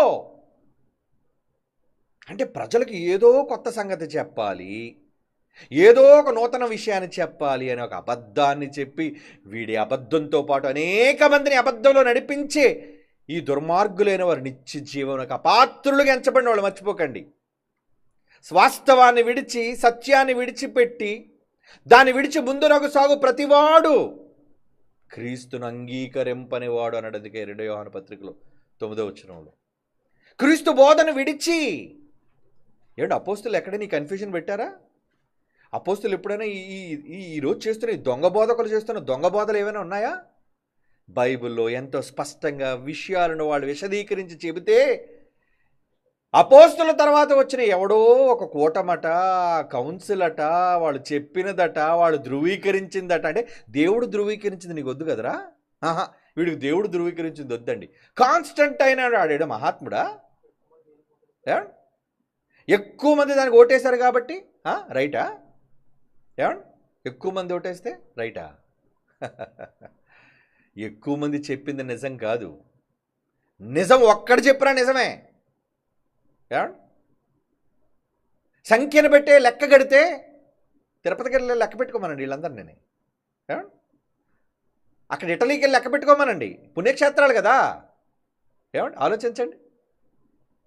అంటే వీళ్ళు జ్ఞానహీనులుగా మారిపోయి గాఢ నిద్రాత్మ వీళ్ళ మీదకి వచ్చేసి మూర్ఖమైన వాడు నిష్ప్రయోజనమైన ముచ్చట్లకు అన్నాడు చూడండి. పనికిరానివి అవి, దానికోసం ఎందుకురా డిస్కషన్. మూర్ఖమైన నిష్ప్రయోజనమైన ముచ్చట్లకు తిరిగిపోయారు వాళ్ళు. ఇప్పుడు మిమ్మల్ని కూడా తిప్పుతారు, జాగ్రత్త. వాళ్ళు ఎలాగా పోయే కాలంలో ఉన్నారు, పోనివ్వండి, నరకానికి పోతారు. వాడు నమ్ముకున్న వాళ్ళు, వాడు చుట్టూ తిరిగేవాళ్ళు, మోసపూరితమైన వాళ్ళందరూ కూడా కట్టగట్టుకొని పోతారు నరకానికి. మీరు అందులో ఉండకండి, జాగ్రత్త. దేవుడు చెబుతున్నాడండి. 2 యోహాను 1వ అధ్యాయం 9వ వచనం చూడండి ఒకసారి, చదువుదాం మరలా ఆ మాట. క్రీస్తు బోధయందు నిలిచి ఉండక దాన్ని విడిచి ముందునకు సాగు ప్రతివాడు దేవుణ్ణి అంగీకరించని వాడు. ఆ బోధయందు నిలిచియుండువాడు తండ్రిని కొడుకుని అంగీకరించేవాడు. అంటే ఇక్కడ కూడా మళ్ళీ తండ్రి కొడుకుల్ని అంగీకరించాలి, తండ్రిని తండ్రిగా కొడుకుగా అంగీకరించాలి. క్రీస్తు బోధయందు నిలిచిండువాడే. క్రీస్తు ఏమన్నాడు? మీరు దైవములు అన్నాడు. ఏమండి, మనమంతా దేవుని పిల్లలం అన్నాడు. నేను దేవుడి దగ్గర నేర్చుకున్నానన్నాడు. నేను ఆయనకు లోబడిపోతానన్నాడు. నాకేమీ తెలియదు అన్నాడు. ఏమండి, ఆయన పంపగా వచ్చిన వాడిని అన్నాడు. పంపిన వానికంటే పంపబడినవాడు గొప్పవాడు కాదన్నాడు. ఏమండి, యేసుక్రీస్తు తనకు జన్మనిచ్చిన తండ్రి గొప్పవాడు, ఆయన మాత్రమే తండ్రి, ఇంకెవరిని తండ్రి అని పేరు పెట్టి పిలవద్దన్నాడు. ఇదంతా క్రీస్తు బోధ. ఈ క్రీస్తు బోధ యందు నిలిచి ఉండక దాన్ని విడిచి ముందునకు సాగే ప్రతివాడు తండ్రిని కొడుకుని అంగీకరించని వాడు. త్రియేక దేవుడు. చూసారా? కనుక ఇలాంటి మూర్ఖతరం మన మధ్య ఈ తరంలో కూడా ఉంది. ఎందుకంటే సాతాను ఏజెంట్లు వీళ్ళు. సాతాను ఏజెంట్లుగా అనేక మందిని గలిబిలి చేయడానికి ఎందుకు దేవుడు ఉండనిచ్చాడు దేవుడే. రే తీసుకుపోయి వీళ్ళందరినీ. ఎందుకంటే ఈ జనమంతా, ఈ వేల మంది గొర్రెలన్నీ కూడా బకరాలుగా మారిపోయి వీళ్ళందరూ నరకానికి పోవడానికి డిసైడెడ్. నేనే అంగీకరించాను, పోనీ ఇంకా వాళ్ళు మారరు. ఎవడైనా ఒకవేళ ఈ బోధ తేకుండా మీ దగ్గరికి వస్తే కింద హెచ్చరిక చేస్తున్నాడు చూడండి. తండ్రి నీ కొడుకుని అంగీకరించిన నీ దుర్మార్గులు ఎవడైనా మీ దగ్గరికి వస్తే వాడిని అసలు మీ ఇంటి దరిదాపులకు రానివ్వకండి, శుభం అని చెప్పకండి వాడితోని. అలా చెబితే వాడు దుష్టక్రియలలో మీరు కూడా పాలివారైపోతారు, కబడ్దారని దేవుడు చెప్పాడు. కనుక జాగ్రత్తగా ఉండండి, ఇలాంటి వాళ్ళ విషయం జాగ్రత్తగా ఉండండి. చివరిగా ఈ మాట చదువుదాం. మొదటి తిమోతి గారికి రాసిన మొదటి పత్రిక 6వ అధ్యాయం 3 వచనం నుంచి. మొదటి తిమోతి పత్రిక 6వ అధ్యాయం 3వ వచనం నుంచి, ఎవడైనా మన ప్రభు అయిన యేసుక్రీస్తు యొక్క హితవాక్యములను దైవభక్తికి అనుగుణ్యమైన బోధన అంగీకరింపక, సత్యాన్ని అంగీకరించక భిన్నమైన బోధను ఉద్దేశించిన ఎడల ఉపదేశిస్తే, చెబితే, అలాగే గుడ్డోళ్ళు, ఈ గుడ్డి సన్నాసులు చెప్తారు గుడ్డి బోధ మనకి. ఏమండి, ఎవడైనా ఈ గుడ్డి బోధలు చేస్తే వాడు ఏమయో ఎరుగక తర్కములను గూర్చి వాగ్వాదములు గూర్చి వ్యర్థముగా ప్రయాసపడుచు గర్వాంధుడు. ఏమంటే డిబేట్కి వస్తారు, మీరు డిబేట్కి వస్తారా? ఎందుకురా తర్కాలు? కూర్చొని మాట్లాడకుండా తర్కాలు ఎందుకు? మాట డిబేట్ ఎందుకు అంటున్నావు? దేవుడు చెప్తున్నాడు చూడండి, వాడు ఏమీ ఎరుగక, వాడికి ఏం తెలియదు అసలు, సబ్జెక్ట్ నిల్వాడు. వాడేమీ ఎరుగక తర్కములను గూర్చి వాగ్వాదములు గూర్చి వ్యర్థముగా ప్రయాసపడుచు గర్వాంధుడగును. ఏమండి, మేము బియ్యోళ్ళ సవాలుకు పిలిచేసాం, ఎందుకు రాలేదు? మరి రమ్మని పిలిచినప్పుడు నువ్వెందుకు రాలేదు? సెమినార్కి రమ్మని పిలిచాం ఒకడిని, వాడితో పెద్ద ఉత్తరం ఇచ్చేసి మేము బిఓయూ వాళ్ళని పిలిచేసాము అని మాట్లాడాడు గర్వాంధుడు. ఏమండి, వాడు మరలా ఎదుటి వాళ్ళు దూషించడం, అందరు ఇతర మత గ్రంథాల గురించి మాట్లాడడం, ఇష్టానుసారంగా మాట్లాడడం వాడికి అలవాటు. ఏమండి, అందుకే అందరూ వాడికి వ్యతిరేకులు. ఇస్లాం వాళ్ళు వాడికి విరోధులు అయిపోయారు, హైందవ సోదరులు వాడికి విరోధులు అయిపోయారు. చివరికి క్షమాపణ కూడా చెప్పాడు, అయ్యా మిమ్మల్ని నేనేమైనా మాటల ద్వారా గాయపరుచుంటే క్షమించండి అని చెప్పే మూర్ఖులు వాళ్ళు. అంటే మాట్లాడడం, ఇష్టానుసారంగా నోరు వచ్చినట్లుగా వాగడం వాళ్ళ మీద. వాళ్ళు ఎప్పుడైతే ఎదురు తిరిగి తంతావు నిన్ను అనేసరికి తప్పైపోయింది క్షమించండి అని ఒప్పుకున్నారు వీళ్ళు, ఆ సన్నాసులు. అలా ఒప్పుకొని అందరి మీదకి వెళ్ళినట్టుగా అయితే బిఓయూ మీద కూడా సవాలు విసిరారు. ఇదిగో ఉత్తరం, మరి ఉత్తరానికి ప్రతిస్పందనగా ఉత్తరం రాసాం, రా మాట్లాడుకుందాం అన్నప్పుడు ఎందుకు రాలేదు? ఎందుకు రారాళ్ళు? వాళ్ళకి వాగ్వాదాలు కావాలి. ఏమండి, ఈ వీడియోలు తీసి దీన్ని ప్రజల మధ్య పెట్టి ఇంకా అనేక మందిని గలిబిలి చేయాలి. అందుకే రే ఏమి వద్దు, నువ్వు నిజం తెలుసుకోవాలనుకోండి, రా కమాన్ కూర్చో అంటే వీడికి నిజం ముఖ్యం కాదనమాట. వీళ్ళకి ఏం ముఖ్యం? తర్కములు ముఖ్యం, మాటిమాటికి డిబేట్లు ముఖ్యం, మాటిమాటికి అందరి మీద పోటీలకు వెళ్ళడం ముఖ్యం, అందరితోనూ గొడవలు ముఖ్యం, అల్లర్లు ముఖ్యం. జాగ్రత్త, ఈ సన్నాసులు ఉన్నారు చాలామంది. వ్యర్థముగా ప్రయాసపడుచు గర్వాంధుడడు. వీటి మూలముగా అసూయ, మర చెప్తున్నాడు చూడండి, దాని రిజల్ట్ చెప్తున్నాడు చూడండి. వీటి మూలముగా, ఈ దొంగల మూలముగా అసూయ, గొడవలు, దేవుణ్ణి దూషించడం. ఏమండి, ఇష్టానుసారంగా వెళ్ళిపోయి హిందూ మత గ్రంథాలని, ఇస్లాం గ్రంథాలని, వీళ్ళు బైబిల్, క్రైస్తవులు బైబిల్ చెప్పకుండా ఎందుకురా ఇతర మత గ్రంథాలకు వస్తా నీకు? వాడేమనుకున్నాడు, అబ్బా నేను ఇంత మహాజ్ఞాన, అవా ఇతర పుస్తకాల్లో కూడా వీడికి ఎంత సబ్జెక్ట్ ఉందో. ఏముంది? సున్నా. ఏమండి, ఏమీ ఎరుగక అన్నాడు, సున్నవాడు. వాడు అలా వెళ్ళి చెప్పేది ఏదో మహాజ్ఞానం అనుకున్నారు ఈ అమాయకులు, ఈ గొర్రెలు, ఈ బకరాలు. ఏమనుకున్నారంటే, అబ్బబ్బబ్బా హిందూ గ్రంథంలో తప్పులు భలే చూపిస్తున్నాడు కదండి, అబ్బబ్బా ఇస్లాం గ్రంథంలో భలే తప్పులు ఎత్తి పెడుతున్నాడు కదండి. ఎత్తిపెట్టిన తర్వాత ఏమన్నారు? ఏమండి, రే నిన్ను లేపేస్తావు, నిన్ను చంపేస్తావు, నిన్ను. ఎందుకు బెదిరింపులు? నువ్వు బైబిల్ చెప్పుకోక, మరి మనల్ని అన్నాడు కదండి. అన్నాడంటే నీ బైబిల్ గొప్పతనం నువ్వు చెప్పు. బైబిల్లో పలానా వచ్చిన తప్పు అన్నాడా? Prove it. ఇది ఎలా తప్పు అనేది తప్పు కాదని నిరూపించి. అదే కదా మన ఫైట్ ఈరోజు, మన డిబేట్ ఏంటి, మన ఛాలెంజ్ ఏంటి? నువ్వు బైబిల్లో ఏ వచనమైనా తీసుకొని వచ్చి ఇది తప్పు అని నిరూపించి చూద్దాం. మమ్మల్ని ఒప్పేసుకుంటాం బైబిల్లో తప్పు ఉందని. నువ్వు మా జోలికి వస్తే బైబిల్ని తప్పని చెప్పనివ్వకుండా బైబిల్ రైట్ అని నిరూపించడానికి మేము సిద్ధంగా ఉన్నాం. అది కదండి మన డిఫెన్స్. కానీ వీళ్ళు ఏం చేస్తున్నారు?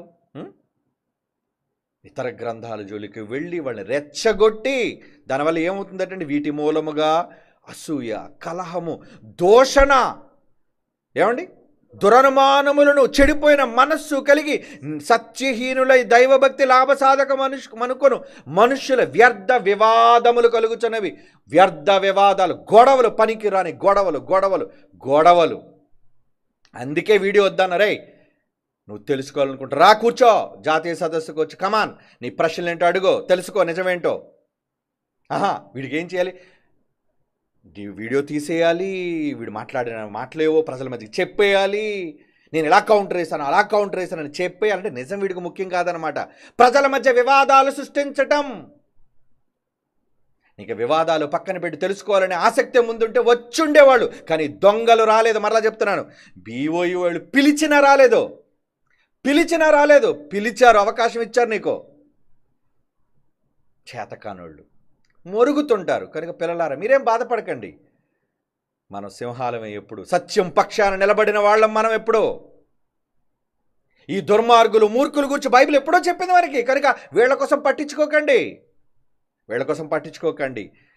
నమ్మని అన్యజనుడిని, నమ్మని మారని వారిని క్రీస్తునందుకు ఎలా నడిపించాలి అన్నదే మీ టార్గెట్.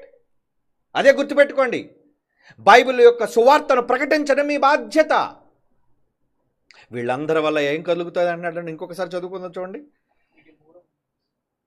4వ వచనం, వాడు ఏమీ ఎరుగక తర్కములు గూర్చి వాగ్వాదములు గూర్చి వ్యర్థముగా ప్రయాసపడుచు గర్వాంధుడగును, వీటి మూలముగా అసూయ, కలహము, దూషణ, దురనుమానములు, చెడిపోయిన మనస్సును కలిగి సత్యహీనులై, వాక్యం లేదు వాళ్ళలో, దైవభక్తి లాభసాధకం అనుకున్న మనుషుల వ్యర్థ వివాదములు కలుగుతున్నాయి దుర్మార్గుల వల్ల. విసర్జించండి వీళ్ళని, లేవ్దాం.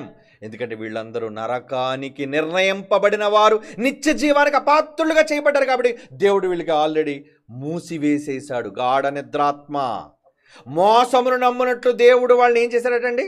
అబద్ధమును నమ్మునట్లు మోసము చేసే శక్తిని దేవుడే వాళ్ళకి పంపేశాడు.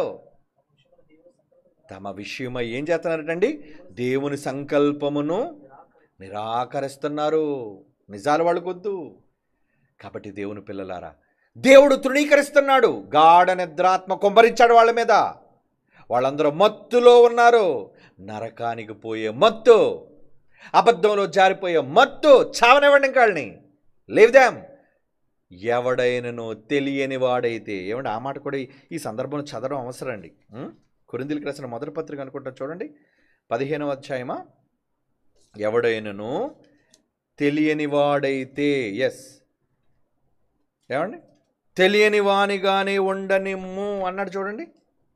కొరింథీయులకు రాసిన మొదటి పత్రిక 15వ అధ్యాయమా, 14వ అధ్యాయమా, 38 ఇచ్చావు చూడండి. ఆ మాట కూడా అవసరం. 14:38.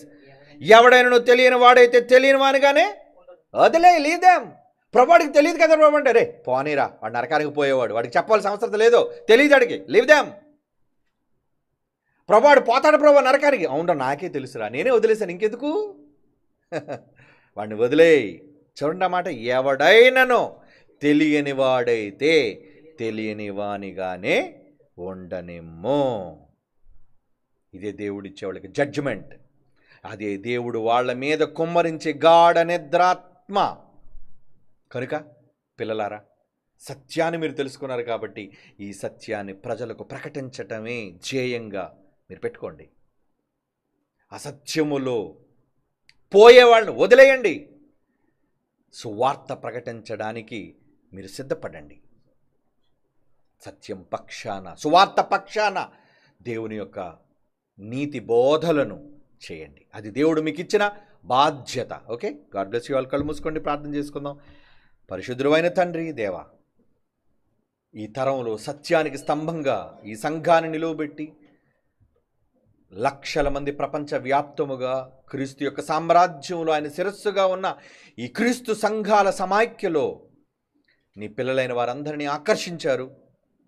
వ్యర్థమైన వివాదాలకు దూరంగా పెట్టి మహాజ్ఞానానికి వారసులుగా నీ పిల్లలను చేశారు. స్తోత్రములు తండ్రి. మీకు సత్యాన్ని గ్రహించే మనస్సు మీ పిల్లలకి ఇచ్చి స్థిరులను కదలని వారుగా ఉండి సత్యం పక్షాన నిలువబడి సత్యములోనే మరణించి నిత్య జీవానికి పొందే వెళ్ళే అవకాశం నీ పిల్లలకు అనుగ్రహించవలసిందిగా, మా అందరి పట్ల మీ కృప చూపవలసిందిగా వేడుకొనుచు యేసుక్రీస్తు వారి పరిశుద్ధమైన నామములో ఈ ప్రార్థన వేడుకొనుచున్నాము తండ్రి. ఆమేన్.